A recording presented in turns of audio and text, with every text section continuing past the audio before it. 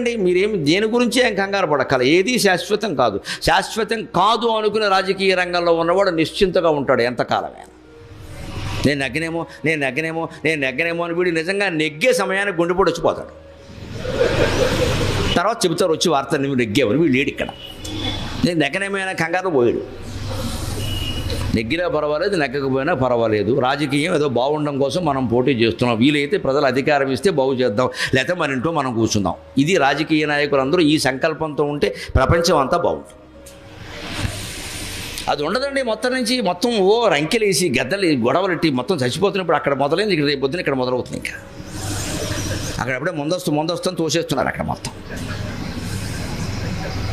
ఇక్కడ ఆ ముందస్తు తర్వాత ఇక్కడ మస్తు తయారవుతుంది. ఇక్కడ అసలు మన వాళ్ళు ఏడాది క్రితం నుంచే మొదలుపెట్టేశారు ఎన్నికల ప్రణాళికలు, ఎన్నికల పథకాలని. ఇంక మరి గుండెపోటు రాకపోతే ఏమొస్తాయి? అసలు నీకు 5 ఏళ్ళు అధికారం ఇచ్చారు. 5 ఏళ్ళు అయ్యే వరకు కనీసం 5 నెలల ముందు వరకు నువ్వు ఆ విషయం ఆలోచించక. అసలు తర్వాత ఎన్నికలు ఏమిటి, ఎవరు నెగ్గుతారు నీకు అనవసరం అయ్యా. నీ పార్టీ అధికారంలోకి వచ్చి నువ్వు చేసేది ఏదో చెయ్యి. చిత్తశుద్ధిగా ప్రజలకు ఏ వాగ్దానాలు చేసావో ఎంతవరకు చేయగలవో అవి చెయ్యి.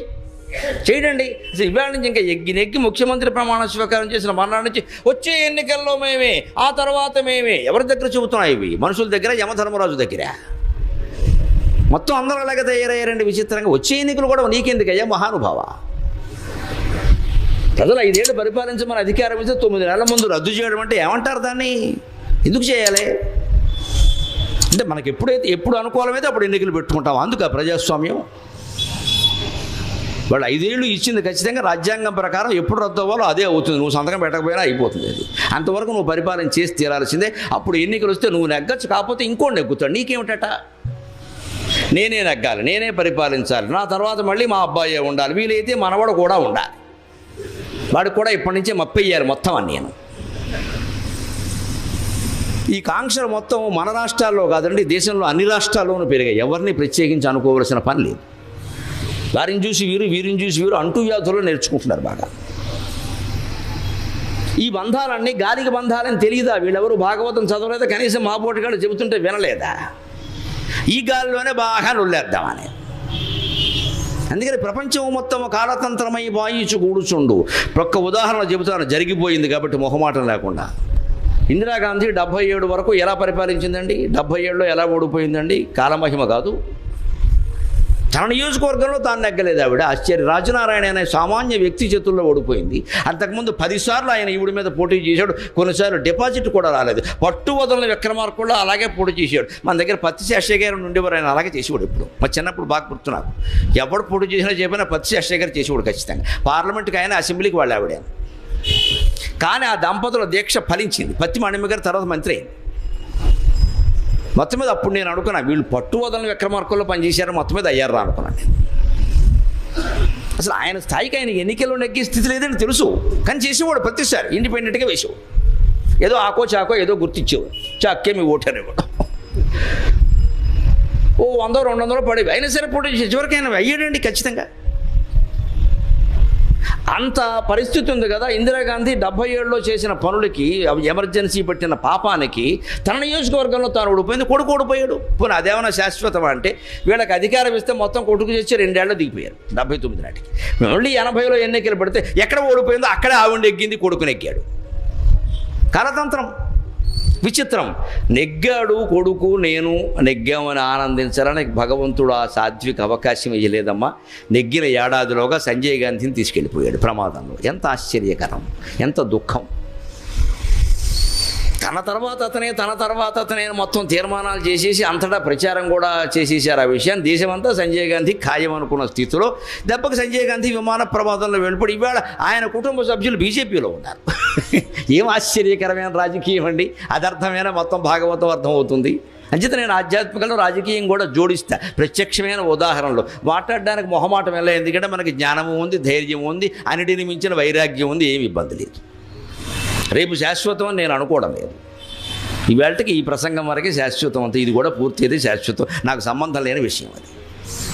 అంతేగాని రేపు ఉండాలి, రేపు ఏదో చెప్పాలి, ఎల్లుండి ఏదో చేయాలి, అనవసరమైన విషయాలు రేపు ఉంటే చెబుతాను, లేత లేదు. అది అనుకోలేకపోతే కదా ఒక్కసారి షాక్, దిగ్భ్రాంతికి గురైంది ఆవిడ. కొడుకు అప్పుడు ఇష్టం లేని రాజీవ్ గాంధీ రాజకీయాల్లోకి రావాల్సి వచ్చి, దానికి ఇష్టం లేదు పాప నిజంగానే. సోనియా గాంధీకి అసలే ఇష్టం లేదు. అందుకోసం ఆవిడ పెళ్లి చేసుకోలేదంటే ఏ మాటగా మాట చెప్పుకోవాలి. అతను పైలట్గా ఉండగా ఆ ప్రేమ ఆ వ్యవహారం ఆవిడ చేసుకుని తప్పితే ఈయన భారతదేశానికి ప్రధానమంత్రి అవుతాడు, ఆయన పోతే నేనవుతారనే పాపపు ఆలోచన ఆ ఇల్లాలకి లేదండి. మొహమాటమే లేదు ఆ విషయంలో. నిక్కచ్చిగా మాట్లాడుకుందాం. అసలు ఆ ఊహ లేదు ఆవిడకి. కానీ జరిగిందా లేదా? ఆయన పైగా తల్లి పోయిన సాయంత్రం బలవంతంగా ప్రమాణ స్వీకారం చేయాల్సిన పరిస్థితి. ఆయన ఇష్టం లేని పదవిలో ఆయన ఉన్నాడు. తర్వాత ఆయన పరిస్థితి ఏమిటండి? ఏదో చర్య తీసుకునేసరికి మొత్తం పుష్పగుచ్చం ఇచ్చి లేపేశారు ఆయన్ని. అప్పుడు ఇష్టం లేకపోయినా ఈవిడ రాజకీయాల్లోకి రావాల్సి వచ్చింది. విచిత్రం. ఆవిడకి ఇష్టం లేదు, ఆవిడ వచ్చింది.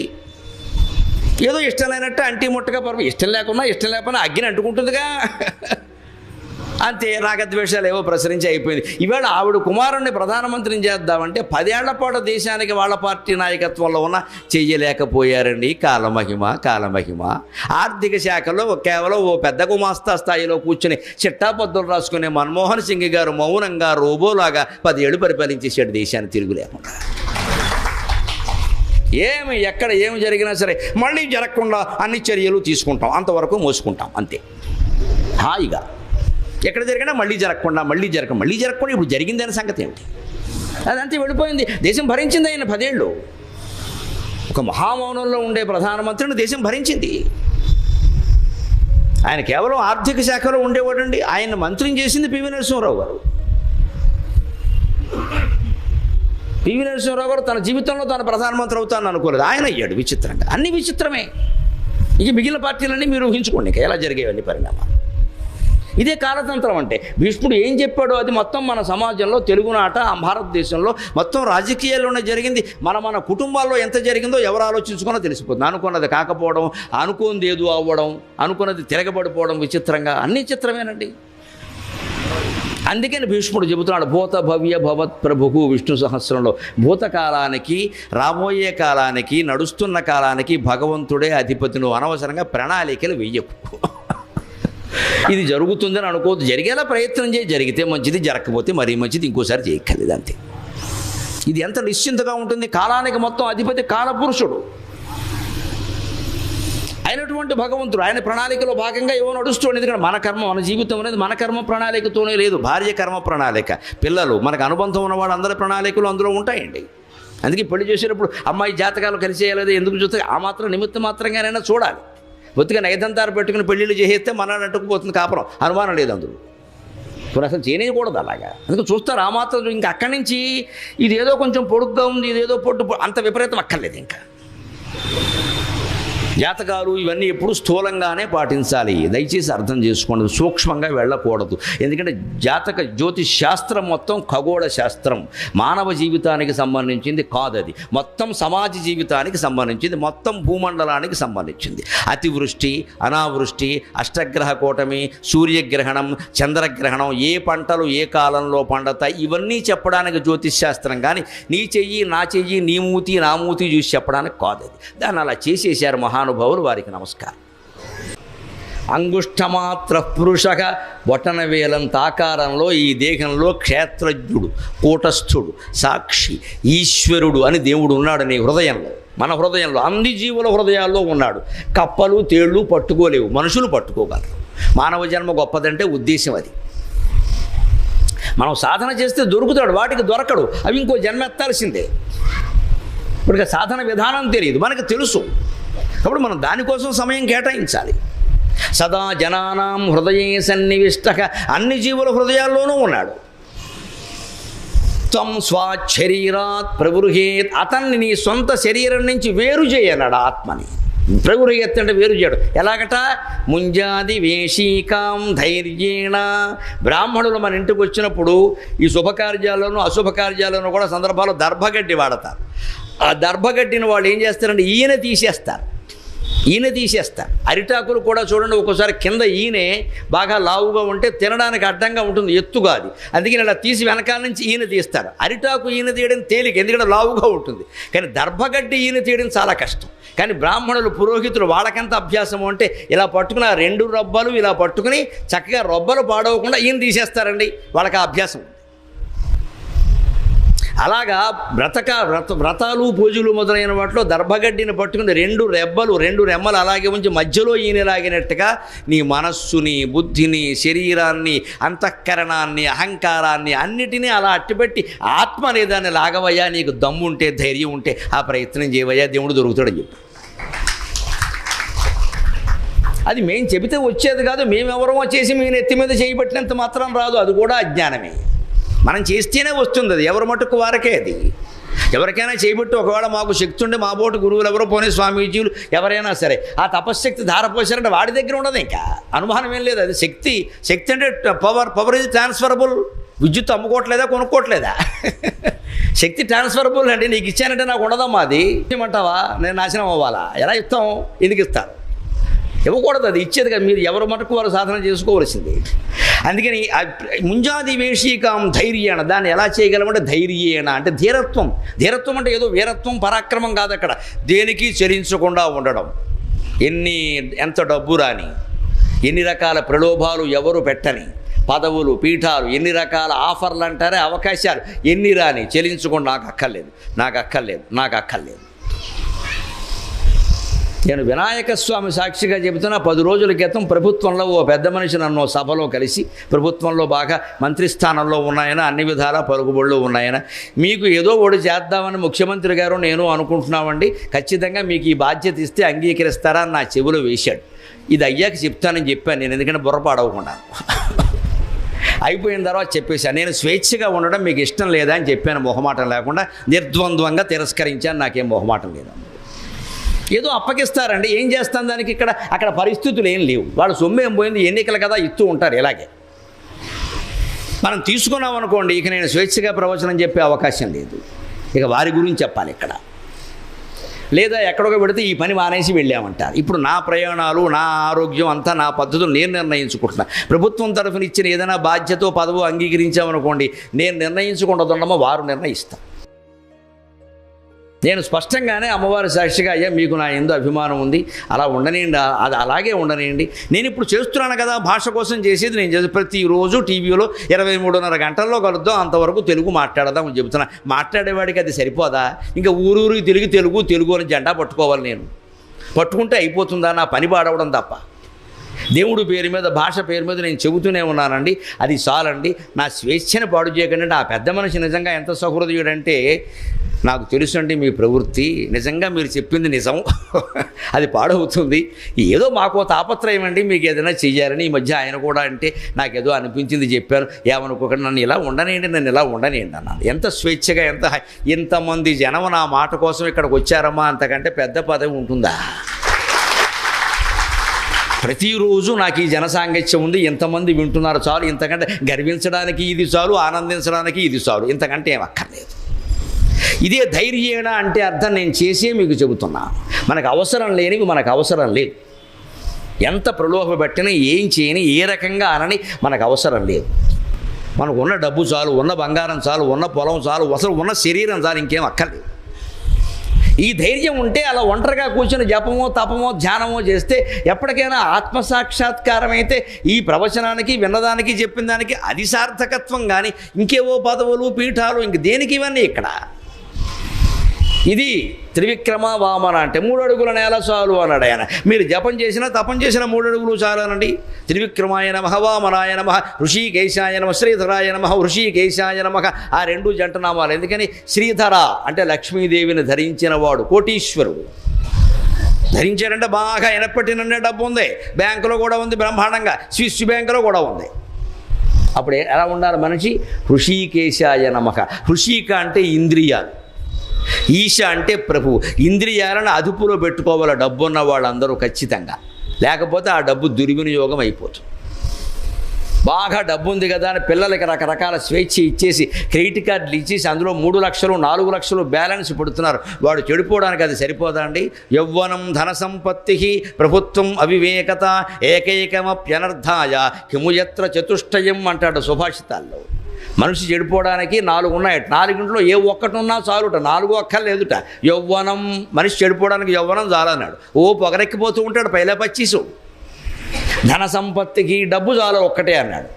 ప్రభుత్వం, ఇంట్లో అధికారం, బయట అధికారం, నలుగురు ఫ్రెండ్స్ కూడా ఉండడం, జై జై అంటూ ఉండడం, ఇంకేం అక్కర్లా, అది కూడా చాలు. ఆ పైన అవివేకం ఉంటే ఇక చెప్పక్కర్లేదు అన్నాడు. ఈ 4గింట్లో ఏ ఒక్కటి ఉన్నా చాలు చదివి చెడిపోవడానికి. 4 ఉంటే చెప్పేది ఏముంది అన్నారు. చాలామంది ధనవంతుల పిల్లలకి 4 ఉన్నాయి, అందుకని బాగుపడడం చాలా కష్టం. డబ్బు ఉంది, తండ్రి ఇచ్చాడు, అధికారం కూడా ఇచ్చాడు, ఈయన ఏం చెప్పడానికి వెళ్ళేది, వాడు వినడు. అవివేకం సరే సరే, డబ్బు ఉన్న వాళ్ళకి పుట్టుకతో వచ్చేస్తుంది, అహంకారం వచ్చేస్తుంది. యవ్వనం సరే సరే వచ్చేసింది, గేదెకి వచ్చింది, దున్నపోతకు వచ్చింది, మనకు రాదేమిటి? యవ్వనం రావడానికి విశేషం ఏముందండి? వస్తుంది. కానీ 4 కలిసి మనిషిని జరగొడుతున్నా లేదా? అందుకే డబ్బు ఉన్నప్పుడే ఆపదలందు ధైర్య గుణము, అంచిత సంపదలందు తాల్మియున్. డబ్బు ఉన్నప్పుడే మనం కాస్త కిందికి దిగి ఉండాలి. నాలుక మేరకూడదు, కాలు మీద కాలు వెయ్యకూడదు. పెద్దవాళ్ళందరినీ పూర్వం ఊళ్ళో ఎలా గౌరవించామో అలాగే గౌరవించాలి. నీకేమిట్రా పెద్ద కోటీశ్వరుడు అంటే, ఏదో తల్లిదండ్రులు దయండి, మీ ఆశీర్వచనం అండి, నేను బాగుపడాలని అనండి, అంతే, డబ్బు సమస్య వద్దండి అనే చెప్పాలి. అంత తీవ్రమైన విషయం, అంత జీవితానికి ముఖ్యమైన విషయం అని చెప్పాలి. కానీ ఏదో పిల్లలందరికీ పెళ్ళిళ్ళు అయిపోతే, అందరికీ ఉద్యోగాలు వచ్చేస్తే, కోడళ్ళు అందరూ నీళ్లు వేసుకుంటే, నేను పాలు వేసుకుంటే, మునిమన వాళ్ళకి బారసాల అన్నప్రాసన కూడా అయిపోతే, అప్పటికో 80 ఏళ్ళు వస్తే ఏదో రామకృష్ణ అనుకుంటూ, ఎంత విచిత్రమైన మాటలో ఇవన్నీ. ఈ క్యాండిడేట్ మరణాలు వెళ్ళిపోతే మొత్తం ఎన్ని పెట్టావమ్మా దేవుడి దగ్గర లిస్టు? హిరణ్యకశిపుడు వరాల కంటే ఎక్కువ ఇవి. పిల్లలందరికీ ఉద్యోగాలు వచ్చేయాలా, అందరికీ పెళ్ళిళ్ళు అయిపోవాలా, కోడలు నీళ్ళు వచ్చేసుకోవాలా, నేను ఎత్తిన పాలు వేయాలా, మళ్ళీ వాళ్ళందరికీ పిల్లలు పుట్టేయాలా, ఒక్కొక్కరికి 2 చొప్పున లెక్క, మరి తేడా రావద్దు. అందరికీ బారసాలు అయిపోవాలా, అన్నప్రాసనలు అయిపోవాలా, వాళ్ళకు కూడా పెళ్లి సంబంధాలు చూడాలా. అప్పుడు కూడా నువ్వు పోతావో పోవో అనుమానమా? ఇంకా ఇష్టం లేదా పోవడం? అప్పుడు ఇంకా రామకృష్ణ అనుకుంటావా? అప్పుడు నీకు తణుకులో రామకృష్ణాపురం, సత్యాపురం అని కనపడేది. ఇంత ప్రణాళిక పెడతా ఉన్నాం మనం ఇక్కడ, కోరికల చిట్ట. ఇంత అయితే కానీ దేవుణ్ణి ఒప్పుకోమను. అప్పుడు దేవుడు అప్పుడు కూడా ఎందుకు, ఇంకేం చేయలేం కదా. అబ్బా, ఏం చేయలేవు కాబట్టి దేవుడు ఏమైనా చేయగలిగితే చేస్తాం ఇంకా. అందుకే మనం 100 జన్మల ప్రయత్నం చేసినా దేవుడు కాదు, దైవభక్తి కూడా మనకేం దొరకదు. దేవుడి గురించిన మాటలే అర్థం కావు అసలు. ఆ తాపత్రయం ఎలా ఉండాలి అంటే, ఈ పిల్ల కళ్ళజోడు అనుకుంది, ఎందుకని దానికి శ్రద్ధ లేదు వెతకడంలో. పోతే మరీ మంచిది, ఇంకోటి కొనుక్కోవచ్చు, కొత్త మోడల్ వచ్చింది, దాని బుద్ధిది. ఫోన్ మన వాళ్ళు పారేస్తారు చూడండి, వెతకడం, ఎందుకంటే కొత్త మోడల్ వచ్చింది, ఐమాక్స్ కొనై జొమే పోతే పోతే తండ్రి పోతాడు. అందుకని ఈ ఫోన్ వెతకరు, ఎందుకంటే పోతేనే కొత్తది కొంటారు, ఉంటే ఎలా కొంటారు, అదే వాడుకోమంటారు. అందుకని కావాలని పోగొడతారు కూడాను. దీన్ని తెలుసు ఆవిడకి ఆ బుద్ధి, అందుకని ఆవిడ వెతికింది. చచ్చిపోతున్నాం ఎప్పటికే ఖర్చులతో, దీని ఫీజులకే అయిపోతాం జీవితం అంతా. ఆ పెద్ద మనిషి సంపాదించలేక చచ్చిపోతున్నాను, నేను చాకరీ చేయలేక చచ్చిపోతున్నాను. ఇక్కడ ఎవడు పడుతున్నాడు ఇప్పుడు 1000 రూపాయలు కళ్ళజోడు అని? పాపం ఆవిడ శ్రద్ధగా దొరకాలి, ఎక్కడో అక్కడ ఉంటే కదా, ఉన్న వస్తువునే వెతుకుతాం కదండి, లేని వస్తువును వెతకంగా. అంటే దేవుడి గురించి మనం సెర్చ్ చేస్తున్నాం, వెతుకుతున్నామంటే అర్థం దేవుడు ఉన్నాడని నమ్ముతున్నాం, నమ్మబట్టే వెతుకుతున్నాం. లేనిది ఎందుకు వెతకడం? నాస్తికుడు వెతుకుతాడు, ఆయన లేడని చెప్పేశాడు ఆయన, ఇంక వెతకడం. మనం వెతుకుతాం ఎందుకని మనం ఉందని తెలుసు. ఇంట్లో ఉన్న వస్తువు ఎక్కడైనా మర్చిపోతే వెతుకుతాం, కానీ ఇంట్లోనే లేదు అన్నప్పుడు, మనం కొనలేదు అన్నప్పుడు ఎందుకు వెతుకుతామండి? అది ఇక్కడ ఉండదుగా. అది మనం దేవుడి గురించి వెతకడం ప్రారంభిస్తున్నాము అంటే ముందు ఉన్నాడని అంగీకరిస్తున్నాం అన్నమాట. ఒప్పుకుని తీరాలి ఆ విషయాన్ని. అంగీకరించామంటే చాలు, ఇవాళ కాబట్టి రేపు దొరుకుతాడు, అనుమానం లేదు. ముందు అంగీకరించావు కదా, ఉన్నాడో లేడో అని వెతికితే దొరకడు. నువ్వు లేడనే అనుమానం ఉంది నీకు. ఇక్కడ ఉందనుకునే వెతకడు, ఉన్నదాన్నే వెతుకుతావు, లేని దాన్ని ఎందుకు వెతకడం? ఆవిడ ఉండి ఎక్కడో అక్కడ పెట్టింది ఈ హడావిడి అని. సాధారణంగా ఆ పిల్ల తిరిగే ప్రదేశాలు, కళ్ళజోడు తీసి పెట్టే ప్రదేశాలు 2-3 చూసింది ఆవిడ, ఓ చోట దొరికింది. అలా మనం కూడా దేవుడు ఉన్నాడు, మనకు ఎందుకు దొరకడం అన్నటువంటి తీవ్రమైన తపనతో ప్రహ్లాదుడికి ఎందుకు దొరికాడు, ద్రౌపదిని ఎందుకు కాపాడాడు, కుచేలుని ఎందుకు కాపాడాడు, వాళ్ళందరినీ కాపాడినవాడు నన్నెందుకు కాపాడు అనే తీవ్రమైన తపనతో వెతకాడు. అలా వెతికాడు కాబట్టి ప్రహ్లాదుడికి దొరికాడు. అందుకని ఆయన ఇంకెందుకయ్యా ఎందెందుకు వెతక చూసినా అందందే గలడు, నువ్వే ఏదని ఏ చెప్పాలన్నదని నేనేం చెప్పలేనంటే, ఆయన ఏదో ఈ స్తంభంలో ఉన్నాడా అని, ఎందుకు ఉన్నాడు, అక్కడ ఉన్నవాడు ఇక్కడ ఉన్నాడు అన్నాడు, ఓ దెబ్బ కొట్టాడు, అందులోంచి వచ్చాడు. ఇది ప్రహ్లాద చరిత్ర. ఇది అర్థమైతే విశ్వం విష్ణు అర్థమైనట్టే. విశ్వం విష్ణు వషట్కారో భూతభవ్యభవత్ ప్రభువు. విశ్వమంతా నిండినటువంటి విష్ణువుకు వషట్కార నమస్కారం. భూతభవ్యభవత్ ప్రభువు అన్నారు. చాలా కీలకమైనటువంటి మాట ఈ శ్లోకం. మొదటి శ్లోకంలోనే ముఖ్యమైన విశేషాలన్నీ ఉన్నాయి. భూత అంటే జరిగిపోయిన కాలం, భవ్య అంటే రాబోయే కాలం, భవత్ అంటే నడుస్తున్న కాలం, అంటే past tense, future tense, present tense. ఈ మూడింటికి ఆయనే ప్రభువు కాబట్టి మనం కంగారు పడాల్సిన పని లేదు. ఈ మూడు ఉన్నది కాలానికే కదండి. కాల పరిణామంలోనే అన్నీ జరుగుతున్నాయి, మీరు గమనించండి. కాలం అంత గొప్పది. చాలా వరకు మనం మనుష్యులు మన కుటుంబాల్లో కానీ, దేశంలో కానీ, సమాజంలో కానీ ఎక్కడైనా మనం పరిష్కరించలేని సమస్యల్ని కాలం పరిష్కరిస్తుంది. కాలం పరిష్కరిస్తుంది ఖచ్చితంగా. కాలంలో ఏదో జరుగుతుంది, ఉన్నవాడు ఎవడో పోతాడు అంతే, రకరకాల మార్పులు వచ్చేస్తాయి వెంటనే. ఇంతవరకు రాలేదు, ఇక వీడు శాశ్వతం అనుకుంటాం మనం, వీడు ఉన్నంతకాలం ఇంతేరా పడక తప్పదురా అనుకుంటాం. భగవంతుడు వాడిని లేపేస్తాడు. తర్వాత చాలా మార్పులు వచ్చేస్తాయి, అక్కడ ఊహించినవన్నీ వచ్చేస్తాయి. ఎందుకంటే ఇంకోటికి ఏదో యోగం పడడానికి కావచ్చు, వీడు యోగం పోవడానికి కావచ్చు, లేదు ఏదైనా కావచ్చు, అది మనం చెప్పలేము. దాన్ని భీష్ముడు ఆ కాలమహిమని భీష్మస్తవంలో చాలా అందంగా చెబుతాడు. మన మానవ సంబంధాలన్నీ ఎలాంటివో కూడా చెబుతాడు. వాయువశంబులయ్యగసి వారిధరంబులు మింట వాయుచుంగోడుచునుండు కైవడి వాయువశంబులయ్యగసి వారిధరంబులు మింట కూడుచున్ వాయుచునుండు కైవడి ప్రపంచము మొత్తము కాలతంత్రమై పాయుచు కూడుచుండు ఒక భంగి చెరింపదు కాలము అన్నియున్ చేయుచునుండు కాలము విచిత్రము దుస్తరము ఎటివారికిన్. సరిగ్గా మానవ సంబంధాలన్నీ ఎలాంటివి అంటే గాలికి కలిసిన మేఘాలు అలాంటివి అన్నాడు ఆయన. వాయువశంబులై ఎగసి వారిధరంబులు మింట కూడుచున్ పాయుచునుండు కైవడి. ప్రపంచము మొత్తము కాలతంత్రమై పాయుచు కూడుచు. భార్య అయినా, భర్త అయినా, తల్లి అయినా, తండ్రి అయినా, పిల్లలైనా మనకు అనుబంధాలు ఎలా ఏర్పరచుకున్నా వాళ్ళతో అంటే గాలికి మేఘాలు అలాగే, మబ్బులులాగే. మీరు గాలి వీసేటప్పుడు చూడండి, ఎక్కడెక్కడో ఉన్న మేఘాలు ఓ దగ్గరికి చేరతాయి. ఇంకాస్త దగ్గరికి చేరి ఒకదాన్ని ఒకటి ఒరుసుకుంటే వెంటనే వాన కురుస్తుంది. లేదు ఏదైనా కొండ కానీ ఎత్తైన ప్రదేశాన్ని కానీ మేఘం ఒరుసుకుంటే వాన కురుస్తుంది. అది ఒరుసుకోకుండా అలాంటి అవకాశం లేకుండా గాలి వీసిందనుకోండి, కాసేపటికి మేఘాలన్నీ చల్లాచెదరైపోతాయి. అంతకుముందు గాలి వల్లే మేఘాలు కలిశాయి, గాలి వల్లే మేఘాలు విడిపోయాయి. మనస్సులో ఉండే వాసన వల్లే భార్యకి భర్త, భర్తకి భార్య కలిశారు. జన్మాంతరమైన సంస్కారం. ఆ వాసన కారణంగానే మనం ఈ తల్లిదండ్రుల కడుపును పుట్టాం, లేకపోతే ఇంకెక్కడో పుట్టేవాళ్ళు. ఒక్కొక్క కడుపునో నక్క కడుపునో పుట్టాం, మానవుల కడుపును పుట్టాం. అందులో గోదావరి జిల్లాలో పుట్టాం, అందులో సస్యశ్యామలమైన తణుకు ప్రాంతంలో పుట్టామంటే జన్మాంతర సుకృతం. నిజంగా అదృష్టం అది. కడుపు నిండా తిండి ఉంది, ముందు కడుపు నిండా తిండి ఉంది. తిండి లేని కుటుంబాలు ఎన్ని లేవు, పంట లేని కుటుంబాలు ఎన్ని లేవు, ఎడారి ప్రాంతాలు ఎన్ని లేవు. ఎడారిలో పుడితే మన బతుకేంటి? పోనీ ఇది ఏమైనా పుట్టాలని అప్లికేషన్ పెట్టుకుని పుట్టావా? అలా జరుగుతుందా? అదే అదృష్టం అంటే. కానీ అదృష్టాన్ని చూసుకుని మురిసిపోవడం కాదు, అయ్యో ఇంత గొప్ప జన్మ వచ్చింది, పంటకి లోటు లేని ప్రాంతంలో పుట్టాం, ఉన్నతమైన వర్గంలో పుట్టాం, మనకేం లోటు లేదు, హాయిగా ఉన్నాం. కడుపు నిండా తిండికి లోటు లేదు, ఇంటికి లోటు లేదు, తల్లిదండ్రులు కష్టపడి సంపాదించారు, మనం చదువుకోమని చెబుతున్నారు, సుఖంగా ఉండమన్నారు, ఉండొచ్చు కదా, మనం ఎందుకు దుర్గుణాలు పెట్టుకోవాలని ఆలోచించాలి. ఇన్ని ఉన్నా కూడా పాడు చేసుకుంటే ఎవడో చెబుతాడు. ఎందుకంటే ఈ బంధాలన్నీ గాలికి ఏర్పడినవే, మనమేం అనుకుని పుట్టలేదు, గాలికే ఓ తల్లి కడుపున పుట్టాం. గాలి ఆ వాసనా బలం. గాలి అంటే వాసన, ఎందుకంటే వాసన వేరు గాలి వేరు కాదండి. గాలి వల్లే మనకి వాసన వస్తుంది, గమనించండి. ఓ పూల తోట మించి గాలి వచ్చినప్పుడు మనకి పూల వాసన వచ్చింది, ఓ మురికి కాలువ మించి వాసన వస్తే మురికి వాసన వచ్చింది. వాసనకి మూలం గాలేగా. అంచేది ప్రాణవాయువు రీతిలో సృష్టిలో దాన్ని వాయువు అన్నారు, మన మనస్సులో దాన్ని వాసన అన్నారు. వాసన కూడా వాయువే. అంచేది శారీరక బంధాలు, మన తల్లి తండ్రి భార్య భర్త పిల్లలు లాంటి వాటికి వాసన కారణమైతే, మబ్బులు కలవడానికి విడిపోవడానికి వాయువు కారణమైంది. ఆ వాయువు ఈ వాసన రెండు ఒకటే. అలా గాలికి మబ్బులు కలిసాయి, మళ్ళీ గాలికి విడిపోయాయి. ఏదైనా కాలువ ప్రవహిస్తూ ఉంటే చూడండి, బాగా తుఫాన్లు ఈ వర్షకాలంలో గోదావరి అవన్నీ ఉధృతంగా ప్రవహిస్తాయి. రెండు దొంగలు కొట్టుకొస్తాయి, ఆ చివరి నుంచి ఒకటి ఈ చివరి నుంచి ఒకటి. అవి ఏమిటో ఇలా కలుస్తాయి, ఇలా వి ఆకారంలో. మళ్ళీ కలిసి కొద్ది దూరం ప్రయాణం చేస్తుంటే ఫోటో తీస్తే అద్భుతంగా ఉంటుంది నిజంగా. కాసేపటికే మళ్ళీ ఏదో కొంచెం ఇలా వస్తుంది ప్రవాహం, ఆ రెండు విడిపోతాయి. ఏది ఎక్కడికి వెడుతుందో తెలియదు. సరిగ్గా కుటుంబ సంబంధాలన్నీ అంతే. ఎంత ప్రేమించుకున్న భార్యాభర్తలైనా మృత్యువు ఇందులో ఎవరిని ముందు తీసుకెళ్ళిపోతుందో తెలియదు. ఈయన కూడా 70 ఏళ్ళు బతుకుతాడు, 80 ఏళ్ళైనా, ఆవిడ 70, 80 అని ఏమీ అవకాశం వెళ్ళలేదు. ఎప్పుడైనా వెళ్ళిపోవచ్చు, నిండు వయస్సులో వెళ్ళిపోవచ్చు. దుఃఖాన్ని భరించాల్సిందే.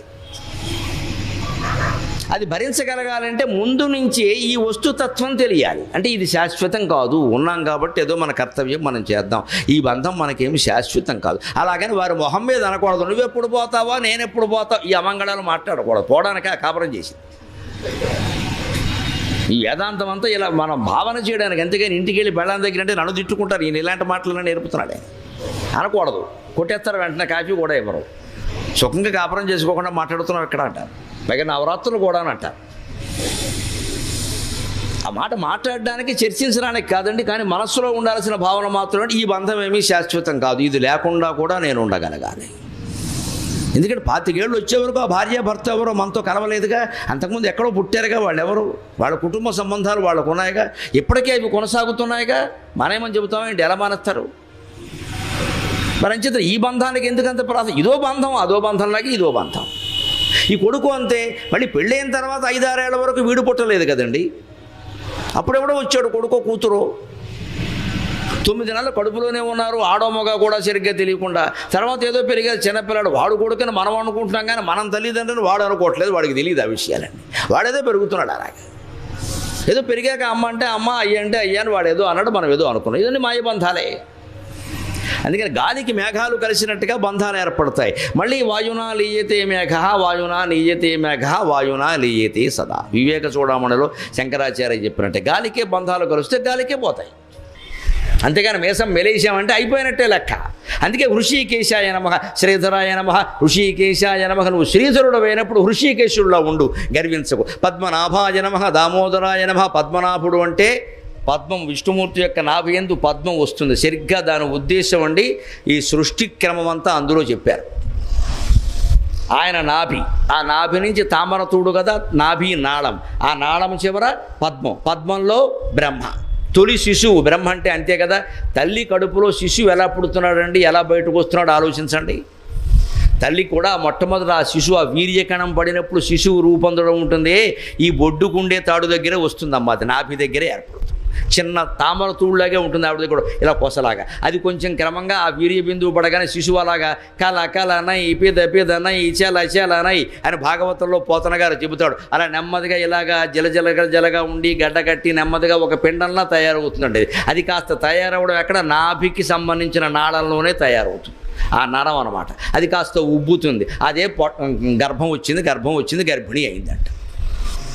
అది క్రమంగా పెరుగుతుంది సరిగ్గా. ఆ నాభీనాళం సరిగ్గా బొడ్డు తాడు తెలుగులో. ఆ బొడ్డు తాడుగా ఉన్నదాన్ని పెరుగుతున్న కొద్దీ శిశువు లోపల ప్రవేశించాక ఉమ్మ నీరు చేరుతుంది. ఆ ఉమ్మ నీటిలోనే శిశువు ఉంటాడు. అందుకే గర్భం ధరించిన వాళ్ళని మన తెలుగులో ఏమంటారు, నీళ్లు వసుకుంది అంటారు. పొరపాటు మాట. నీళ్లు పాలు పోసుకోరు, మనకి తెలియక వాడుతున్నాం. నీరు మోసుకుంది అనాలమ్మా. నీరు మోసుకుంది, నీరు పోసుకోలేదు. నీరు మోసింది మాట అది. నాచన సోమన ఉత్తర హరివంశంలో వాడతాడు. నీరు మోసుకొని ఏ నీరజాతే క్షణ అంటాడు. నేను కావ్యంలో 10 ఏళ్ల క్రితం చదివి ఆశ్చర్యపోయా, ఇదే మాట మన వాళ్ళందరూ పొరపాటు వాడుతున్నారా అని. నీరు మోసుకొని, ఏమిటి నీరు మోసుకోవడం? ఉమ్మ నీరు మోసుకుంది ఆవిడ. శిశువు కడుపులో పడగానే ఉమ్మ నీరు వస్తుంది. ఎందుకంటే బిడ్డ పిండం ఎంత ఉంటుందండి, ఆ పిండం నీటిలో తేలుతూ ఉండాలి. సరిగ్గా మీరు గమనించండి. ఆ నీటిలో తేలే పిండం జీవుడు, ఆ పాల సముద్రంలో తేలేటువంటి బ్రహ్మాండం పరమేశ్వరుడు శ్రీ మహావిష్ణువు. ఆయన చుట్టూ పాలసముద్రం అంటే అర్థం. ఆ పాలసముద్రమే తల్లి కడుపులో ఉమ్మనీరు. మన జీవుడుగా మనం జీవుడైతే ఆయన దేవుడు. మనకేమో చిన్న ఉమ్మనీరు గొట్టం చాలు, ఒక లీటర్ నీళ్లు చాలు. ఆయనకి సముద్రం కావాలి. ఎందుకంటే ఈ జీవుడు ఆ దేవుడు. ఇది వ్యష్టి, అది సమష్టి, కొలతలో తేడా. అందుకని శిశువు ఎలా పుడతాడు అనే విషయాన్నే మనకి విష్ణుమూర్తి యొక్క పడుకున్న క్రమం, ఆ గర్భ పద్మనాభం ఈ పద్ధతిలో చెప్పారు. ఇలా ఉంటుంది అబ్బాయి అని చెప్పేసి. అందుకే తల్లి కడుపులో బొడ్డు తాడు ఏర్పడుతుంది. ఆ తాడు నాడం అది కాస్త గట్టి పడుతుంది, పొడుగు అవుతూ ఉంటుంది, లావు అవుతూ ఉంటుంది. అది లావు అవడం వల్ల ఇప్పుడు పొట్ట ఎక్కువ కనపడుతుంది, లేకపోతే ఎందుకు కనపడుతుంది? అక్కడ ఉమ్మనీటిలో శిశువు తేలుతూ ఉంటాడు. క్రమంగా 2వ నెల, 3వ నెల, 4వ నెల రాగానే చెవులు, కాళ్ళు, ముక్కులు అన్నీ ఏర్పడిన కొద్దీ ఇంకా లావు అవుతున్న కొద్దీ ఇవిడ కాస్త 9వ నెలకి భారంగా ఇక మొత్తం 2 మనుషులు అన్నట్టుగా ఉంటుంది ఆవిడ. అందుకే గర్భిణిని సంస్కృతంలో దౌహృది అంటారండి. ఎంత గొప్ప భాషో సంస్కృతం. దౌహృది. 2 హృదయాలు ఉన్నాయమ్మా నీ దగ్గర, జాగ్రత్తగా ఉండాలి. నీ ఒక్క హృదయం కాదు, 2 హృదయాలు ఉన్నాయి. దౌహృది. అందుకే అలా ఉన్నటువంటి శిశువు సరిగ్గా గమనించడం, సరిగ్గా ఆ నాభీనాళమే బాగా ఉబ్బుతుంది, బొడ్డుతాడు. చివరికి శిశువు బయటకు వస్తున్నాడు. ఆ బయటకు వచ్చినప్పుడే పుష్పం. నేను ఇంక ఎక్కువ వివరిస్తే బాగుండదు. పుష్పవతి అనే మాట వాడతారు. ఎందుకో మీరు ఆలోచించు. పుష్పవతి అయ్యాకే సంతానం కలుగుతుంది. అందుకనే పుష్పం కమలం. ఆ కమలంలో తొలి శిశువు బ్రహ్మ. ఆయన నాభీనాళం ద్వారానే బ్రహ్మదేవుడు వచ్చాడు. ఇక్కడ జీవుడు కూడా తల్లి నాభీనాళం ద్వారానే బొడ్డుతాడ ద్వారానే బయటకు వస్తున్నాడా లేదా? బయటికి రాగానే బొడ్డుతాడు కత్తిరించారా లేదా? ఆ బొడ్డుతాడు కత్తిరించకపోతే ఎప్పటికీ తల్లిని పట్టుకుని వేలాడుతూ ఉండాలి మనం. ఆవిడ శరీరంలో భాగం మనం. తండ్రి పుట్టుకకి కారణం, కానీ తల్లి అలాంటిది కాదండి. ఈ శరీరం మొత్తం ఆవిడదే, శరీరం మొత్తం ఆవిడదే. అంత అనుబంధం ఉంది కాబట్టి అమ్మో అమ్మో అమ్మో అని ఏడుస్తూ ఉంటాం. మాతృదేవోభవ ముందని పితృదేవోభవ తర్వాత తండ్రి తక్కువని కాదు. అక్కడ ప్రాధాన్యాల విషయానికి వస్తే తల్లిదే ప్రాధాన్యం. అనే శరీరమే ఆవిడది. లేదా బొడ్డుతాడు ఒక్కటి కొయ్యకపోతే ఎప్పటికీ వేలాడవలసిందే, వేరే దిక్కు లేదు ఇక్కడ. అంచేది ఆ బొడ్డుతాడు పట్టుకుని మనం వేలాడినట్టే బ్రహ్మదేవుడు ఈ బొడ్డుతాడు పట్టుకుని ఆయన పైన వేలాడుతున్నాడు. అంతకంటే ఆయన తొలి శిశువు. అంటే జీవుడుగా వ్యష్టిగా నువ్వు మీ అమ్మకు శిశువు, ఆయనకి సమిష్టిగా బ్రహ్మదేవుడు శ్రీ మహావిష్ణువుకు శిశువు. ఇప్పుడు పద్మనాభగా అంటే సృష్టి క్రమాన్ని మొత్తం వివరించారు. అందుకే విష్ణు సహస్రం సృష్టి రహస్యం అని చెప్పారు. అటువంటి పద్మనాభుడు అంటే పద్మం పైగా సంపదకి సంకేతం. లక్ష్మీదేవి అందులో పుట్టింది. ఐశ్వర్యవంతుడు, సంతానం ఉన్నవాడు, ప్రజాపతి అయినవాడు. ఆయనే ఒక్కోసారి దామోదరుడు అవుతాడు. దామోదరుడు అనే మాట మామూలుగా అన్ని చోట్ల ఉండదు, కానీ బ్రాహ్మణ వర్గాల్లో ఉంటుంది. వైదికం పురోహితుల వర్గాల్లో వాడో దరిద్ర దామోదరుడు అంట. అంటే బ్రాహ్మణుల లెక్కలో ఏమిటంటే దామం అంటే యజ్ఞోపవేతం. వాడికి పిల్లని ఇచ్చారని ఏమిస్తారో దామం తప్పితే ఏం లేదు. అంటే యజ్ఞోపవేతం తప్పితే వాడికి ఏం లేదు. ఇక్కడ చెంటు పొలం లేదు, గజం స్థలం లేదు, పిల్లని అవడెత్తాడు. అందుకని వాడో దరిద్ర దామోదరుడు, ఈ తాడు తప్పితే ఏమీ లేదంట. అది దామోదరుడు. నువ్వు పద్మనాభుళ్ళ ప్రజాపతిలా పరమ ఐశ్వర్యంతో ఉన్నా సరే, అలాగే యజ్ఞోపవేతంతో మిగిలినా సరే ఒకే రకమైన యోగస్థితిలో ఉండు. అంటే మనకు ఐశ్వర్యం ఉండని లేకపోని, పిల్లలు ఉండని లేకపోని, పద్మనాభుడు సృష్టి మొత్తానికి అధిపతి అండి. దామోదరుడు అంటే తానే దరిద్రుడయ్యాడు, పిల్లలున్నా పోషించలేడు. అందుకని పిల్లలు లేని వాళ్ళు ఎవరూ దయచేసి బాధపడకండి. దేవతల వరకు పిల్లలు లేరు. పిల్లలు లేని వాళ్ళు దేవతలతో సమానం, సంతోషించండి. అంతేకాని ఎక్కడికో వెళ్ళడం, ఎవరో అనడం, ఎన్నున్నా పిల్లలు లేకపోతే ఏం లేదమ్మా, వచ్చిన నష్టం ఎలా, ఉన్నవాళ్ళు ఎవరూ సుఖంగా లేరు. మీరు ఎంక్వైరీ చేయండి. పిల్లలు ఉన్నవాళ్ళు ఎవరూ సుఖంగా లేనంత వరకే లేరని ఏడుపు. ఉన్నాక అన్నీ ఏడుపులే. ఇంకా ముందు సంతానం, తర్వాత సంతాపం. ఏదో సభ పెడితే మీటింగ్ ఫాలోడ్ బై డిన్నర్ అంటారు. అలాగే సంతానం ఫాలోడ్ బై సంతాపం. వాడు ఆరోగ్యంగా లేడైన బాధ, వాడికి చదువు రాలేదన్న బాధ, వాడికి ర్యాంకు రాలేదన్న బాధ, వాడికి ఎంసెట్ రాలేదన్న బాధ, వాడికి మళ్ళీ వాడికి సీట్ వస్తే ఉద్యోగం రాలేదన్న బాధ, వాడికి ఉద్యోగం వస్తే ప్యాకేజీ తక్కువన్న బాధ, ప్యాకేజీ కూడా బాగుంటే పెళ్ళి అవ్వలేదన్న బాధ, పెళ్ళి కూడా అయితే మళ్ళీ కోడలు నీళ్ళు వేసుకోలేదన్న బాధ. అసలు ఈ అత్తగారు నీళ్ళు వేసుకోకుండా ఉంటే ఈ గొడవ ఉండేది కాదు.